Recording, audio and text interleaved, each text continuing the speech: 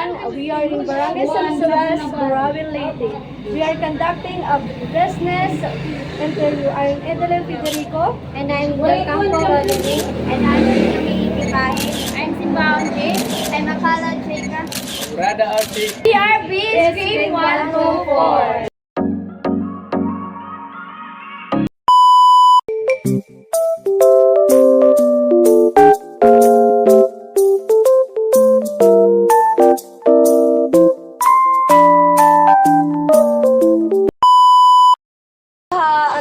Sari-sari store, ano pa po yung iba na business? Ito bakery. Ito yung other business namin, bakery. Kailan po kayo nagsimula ng negosyo? Siguro last month lang. Mag-1 month lang. Bakit niyo po naisipang simula ng sarili niyong negosyo? Siyempre, para magkaroon kami ng income, dagdag income sa sari-sari store namin. Magkano ang kita ng negosyo? Magkano po ang kada buwan na kita niyo dito sa negosyo? So ngayon kasi mag-iisang buwan pa lang. Siguro hindi pa kami parang kasi nag-uumpisa pa lang kami. Iniipon pa namin kung magkano yung kikitain namin. Kasi doon pa namin binubuhas araw-araw at sahod sa baker namin. Ano po ang yung mission sa pagsisimula ng iyong negosyo? Anong yung mission? Parang ano po yung pinagmulan po ng kanila? Siyempre, pinagmulan para makatulong din sa mga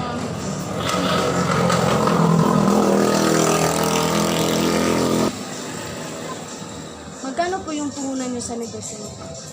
siguro dito sa sari-sari store siguro mga more or less 50k, pero dito sa bakery medyo malaki na sa I think siguro lahat kasama yung mga gamit yun. Sino po yung nagtulag sa inyo na dito po kayo sa lokasyon na to magtayo ng negosyo? Kasi dito rin ako nakatira, wala rin namin kang babayaran sa pwesto, at saka dito syempre matao dahil highway, kaya ganun. Ano po ang yung layunin sa negosyo? Siyempre, para mapalaki yung negosyo ko, ganun. Gusto ko mapalaki yung negosyo ko, siyempre. Para in the future, pag tumanda ako, kahit nakahilata ka na lang, meron kang pera, ganyan. Ano po yung nagtulag sa inyo na magtayo ng negosyo dito sa iyong barangay?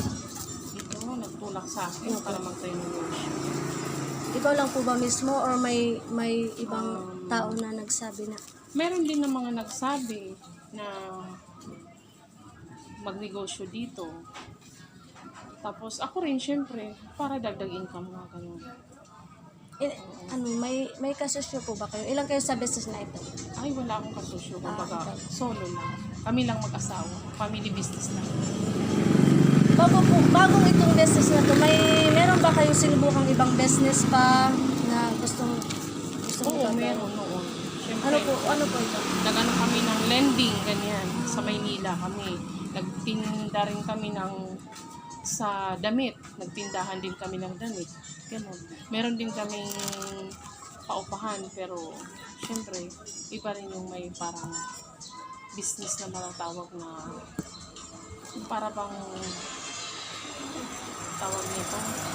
Parang lalo pang palag ito. Sa lending hindi naging okay. Ano po yung kinuhang permit dito sa negosyo? Mga kinuha namin permit sa ngayon is barangay permit pa lang meron kami.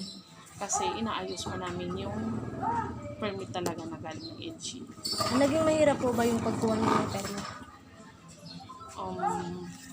Siguro oo, mahirap kasi lahat kailangan ng...